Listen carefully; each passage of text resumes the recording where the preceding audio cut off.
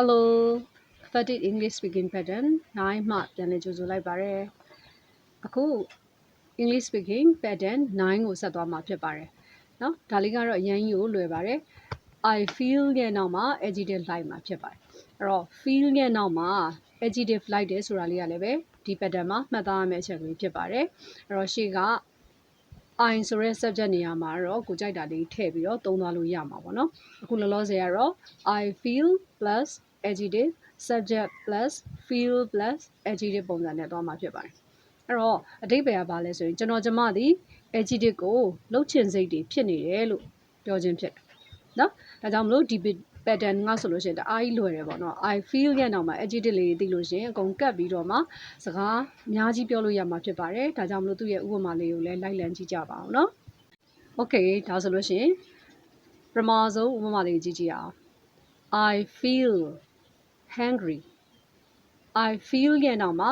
hungry ဆိုတဲ့ adjective လူတိုင်းသိတယ် hungry ဆိုတာဗာလဲစာလောင်တာနော်ဘိုက်စာတာအဲ့တော့ I feel hungry ဆိုတဲ့အဓိပ္ပာယ်ကငါတော့ဘိုက်နည်းနည်းစာနေတယ်လို့ပဲဘိုက်စာနေတယ်လို့ခံစားရတယ်ဆိုတဲ့သဘောမျိုးဖြစ်တယ်နောက်တစ်ခုဆိုရင် I feel dizzy D-I-Z-Z-Y dizzy ငါခေါင်းနည်းနည်းမူးနေတယ်လို့ခံစားရတယ်နော်နောက်တစ်ခုကသူများကိုပြောမယ်ဆိုလို့ရှိရင်လေ he feels tired သူ့ကိုကြည့်ရတာသူ့ပုံစံကဘာဖြစ်လဲ tired ပင်ပန်းနေတယ်လို့သူပင်ပန်းတဲ့စိတ်ဖြစ်နေတယ်သူပင်ပန်းတာကိုခံစားနေရတယ်လို့ထင်တယ်ဆိုတဲ့သဘောမျိုးပြောခြင်းဖြစ်တယ် she feels sleepy သူမကအိတ်ငိုက်နေပုံပေါ်တယ်အိတ်ငိုက်နေတယ်အိတ်ချင်စိတ်တွေဖြစ်နေတယ်လို့ထင်တယ်လို့ပြောခြင်းဖြစ်တယ်အဲ့တော့ he တို့ she တို့ဆိုတာဒီ singular noun တွေဖြစ်တယ်ဒီလို singular noun ရဲ့နောက်မှာဆိုရင်ကျွန်တော်တို့ကဘာလိုက်ရမလဲဆိုလို့ရှိရင် singular verb ဖြစ်တယ် verb 1s ကိုလိုက်ပေးရ feels မှာ verb 1s ဖြစ်သွားတယ်သူ့ရဲ့နောက်မှာမှ adjective ပြန်လိုက်ခြင်းဖြစ်အဲ့တော့ she feels sleepy ဒါဆိုနောက်တစ်ခုကြည့်ကြည့်အောင် they feel worry သူတို့ကိုကြည့်ရတာစိတ်ပူနေပုံပေါ်တယ်လို့ပြောခြင်းဖြစ်တယ်ပေါ့နော်စိတ်ပူနေတယ်လို့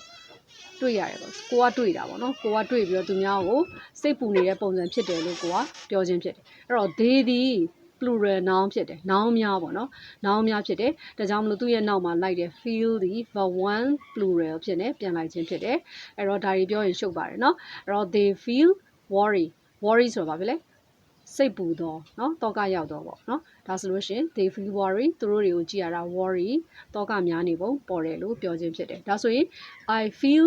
နောက်မှာ adjective လိုက်ပြီးတော့မှ pattern တွေအများကြီးစာကြောင်းတွေအများကြီးဖွက်တတ်မယ်လို့လည်းယုံကြည်တယ်เนาะ adjective လေးတွေကိုပဲကြည့်ရမှာဖြစ်တယ် adjective ကလည်းအများကြီးပဲရှိတယ်ဒါပေမဲ့အရင်လဲလွယ်ကူတယ်ဒီ sentence တွေကိုလည်းပဲဒီစောင့်ကြည့်ကြပါဦးလို့เนาะ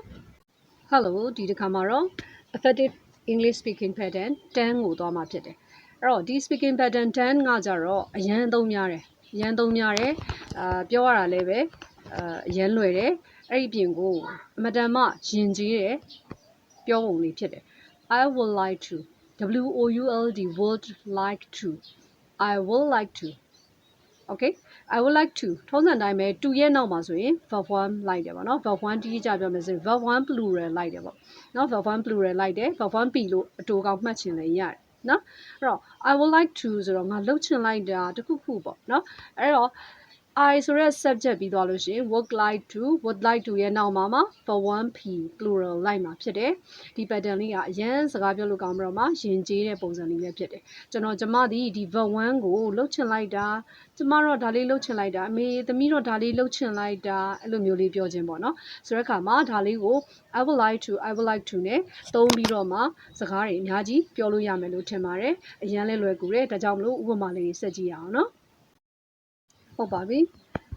I would like to နဲ့ပတ်သက်တဲ့ example လေးတွေသွားကြမယ်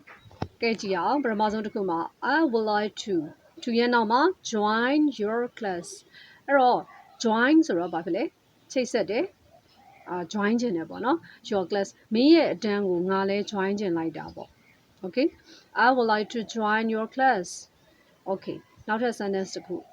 I would like to ရဲ့နောက်မှာ drink တောက်ချင်လိုက်တာထုံးစံတိုင်းပဲ hot coffee ဆိုတဲ့ noun လေးနော် hot coffee ဆိုတဲ့ coffee ပူပူလေးတောက်ချင်လိုက်တာ I would like to drink hot coffee ငါ coffee ပူပူလေးတောက်ချင်လိုက်တာ okay နော်နောက်တစ်ခု I would like to ရဲ့နောက်မှာ go out အပြင်ထွက်ချင်တယ်ဘယ်တော့လဲ tonight ဒီနေ့ညမှာအပြင်ထွက်ချင်တယ် နော် out night out လုပ်ချင်တာပေါ့နော်ဒါဆိုလို့ရှိရင် I would like to go out tonight ဒီနေ့ညငါအပြင်ထွက်ချင်လိုက်တာ okay he would like to play with us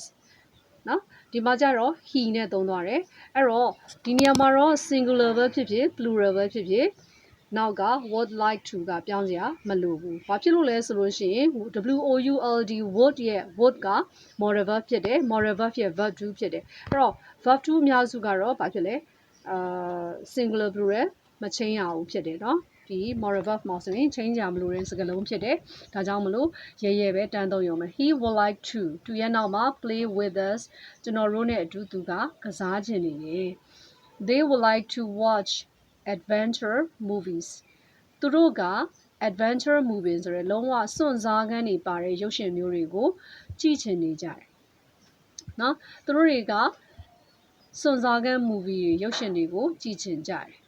နော်ကြည့်ချင်လိုက်တာလို့ပြောနေကြတယ်နော်ဒီလိုမျိုးလေးသဘောတက်ရောက်ပါတယ်ဒါဆိုလို့ရှိရင် I would like to နဲ့ပတ်သက်ပြီးတော့လည်းပဲ sentence တွေအများကြီးတည်ဆောက်နိုင်မယ်လို့ယုံကြည်ပါတယ်ကဲစူးစမ်းကြည့်ကြရအောင်နော်ကဲဟုတ်ပါပြီဒီတစ်ခေါက်ကတော့ effective English speaking pattern 11ကိုရောက်သွားပါပြီเนาะအဲ့တော့ speaking pattern ရှေ့က9နဲ့10ကတော့တအားလွယ်အဲ့တော့ဒီတစ်ခေါက်နည်းနည်းလေးတော့ပို့ပြီးတော့ sentence ရှည်လေးတည်ဆောက်လို့ရအောင် speaking pattern 11ကိုလိုက်ပါကြည့်ပါအောင်เนาะအဲ့တော့ဒီ speaking pattern 11မှာဆိုရင် no wonder ကိုသုံးထားတယ်အဲ့ no wonder ရဲ့နောက်မှာ subject လိုက်မယ် verb လိုက်မယ်အဲ့တော့အဲ့လိုက်တဲ့ verb ကပြောရမယ်ဆိုရင်เนาะtense အမျိုးမျိုးနဲ့သုံးလို့ရတယ်ဆိုတဲ့အကြောင်းလေးကိုတော့သတိမူရမှာဖြစ်တယ်เนาะဥပမာတွေလုပ်ကြည့်ရခါကြလို့ရှိရင်အဲ့ဒီ verb တွေက tense အမျိုးမျိုးနဲ့ဖြစ်နေတာကိုတွေ့ရမှာဖြစ်တယ်အဲ့တော့ no wonder ဆိုတာဘာလဲပေါ့เนาะအဲ့တော့ no wonder ဆိုတာကတော့ဘယ်လိုပြောမလဲဆိုရင် conjunction လို့ပြောရပါတော့စကားဆက်တစ်မျိုးပဲပေါ့နော်စကားဆက်တစ်မျိုးပဲဖြစ်တယ်အဲ့တော့ဒီ subject ကတစ်ခုခုဖြစ်နေတာမဆမ်းပါဘူးဆိုတဲ့သဘောပေါ့နော်အဲ့တော့တစ်ခုဖြစ်နေရဲဆိုတာကတော့ဒီ verb ပေါ်မှာမူတည်တာပေါ့နော်အဲ့တော့ကိုသုံးလိုက်တဲ့ verb ပေါ်မှာမူတည်ပြီးတော့မှဒီ subject ကဒီလိုမျိုးဖြစ်နေတာမဆမ်းပါဘူးကွာဆိုတဲ့ပုံစံမျိုးလေးသုံးကျင်တယ်ဆိုရင်တော့ no wonder ဆိုတဲ့ conjunction ကိုအစပြုပြီးတော့မှနောက်က subject လိုက်မယ် verb လိုက်မယ်ဒီလိုပုံစံနဲ့သွားရမှာဖြစ်ပါတယ်ဒါဆိုရင်ဒီ no wonder ဆိုတဲ့တိဆောက်ပုံ pattern လေးကိုဆက်လက်ပြီးတော့လိုက်ပါကြည့်ရှုကြည့်ပါနော်ဟုတ်ကဲ့ပါဒါဆိုရင်ပထမဆုံး sentence လေးကိုကြည့်ရအောင် No wonder the baby is crying she's wet ဒီနေရာမှာ no wonder the baby is crying ကလေးလေးငိုနေတယ်မဆမ်းပါဘူးကလေးလေးငိုနေတာမဆမ်းပါဘူးပြီးတော့မှနောက်ထပ် sentence တစ်ခုထပ်လာတယ် she's wet ဒီနေရာမှာ she apostrophe s she is ပေါ့နော်အဲ့တော့အတူကောင်လေးပြောလိုက်တဲ့ခါကျတော့ she is အဲ့တော့ verb to be ရဲ့နောက်မှာ wet ဆိုတဲ့ adjective လေးလိုက်တယ်စိုးနေတယ်လို့ပြောတာနော်အဲ့တော့ဒီနေရာမှာ is ဆိုတဲ့ verb ကိုသုံးသွားတယ် verb to be ကိုသုံးသွားတယ်အဲ့တော့အဲ့ဒီ is ကဒီနေရာမှာ tense အနေနဲ့ကြည့်မယ်ဆိုလို့ရှိရင်တော့ဒါ present tense လို့ပြောမှာပေါ့နော် verb 1ဖြစ်တယ်ပေါ့နော် verb 1ဖြစ်တယ်အဲ့တော့ဒီနေရာမှာပထမဆုံး sentence မှာသုံးပြသွားတာဒီ verb 1အနေနဲ့သုံးပြသွားတာဖြစ်တယ်အဲ့တော့တစ်ကြောင်းလုံးကိုပြန်ပြောကြည့်မယ်နားထောင်ကြည့်နော် No wonder the baby is crying she's wet အဲ့တော့အဓိပ္ပာယ်ပါလေကလေးငိုနေတာမဆမ်းပါဘူးဘာဖြစ်လို့လဲဆိုတော့ဒီကလေးလေးကစိုးနေတာကိုအဲ့တော့ရှူရှူတွေပါတွေပေါက်ထားပြီးတော့စိုးနေတော့ကလေးလေးကငိုတယ်ပေါ့နော်အဲ့ပြောချင်တာဒီသဘောပေါ့နော် Okay ဒုတိယ sentence လေးကိုကြည့်အောင် No wonder that he comes late for school he never gets up early ဟုတ်ပြီနော်ဒီ sentence မှာဆိုရင် no wonder ရဲ့နောက်မှာ that ဆိုရဲဝါကြစက်လေးနောက်ထပ်တစ်လုံးကိုထပ်သုံးထားတယ်နော်အဲ့တော့အဲ့ that ဆိုရဲဝါကြစက်ဖြစ်တဲ့အတွက်ကြောင့်မလို့သူ့ရဲ့နောက်မှာ he တို့ she တို့ subject ဖြစ်တဲ့ကောင်ပြန်လိုက်ပေးတယ်ပြီးတော့မှ he ရဲ့နောက်မှာ comes late for school သူဒီကျောင်းကို comes late နောက်ကျမှရောက်လာတယ်ဆိုတာကမဆမ်းပါဘူးတဲ့ဘာဖြစ်လို့လဲ he never gets up early he never gets up early သူကဘယ်တော့မှအိယာကစောစောမထဘူးဒါကြောင့်ကျောင်းကိုနောက်ကျတာမဆမ်းပါဘူးလို့ပြောခြင်းဖြစ်တယ်โอเคနော်ဟုတ်ပြီနောက်တစ်ကြောင်းကြည့်အောင် No wonder plants die you water too much okay ဒီနေရာမှာကျတော့ no wonder plants die no wonder မဆမ်းပါဘူး plants die အပင်တွေသေသွားပြီသေသွားခဲ့ပြီပေါ့နော်အပင်တွေသေသွားပြီဒီအပင်တွေသေသွားတာမဆမ်းပါဘူးဘာဖြစ်လို့လဲ you watered too much ဒီနေရာမှာ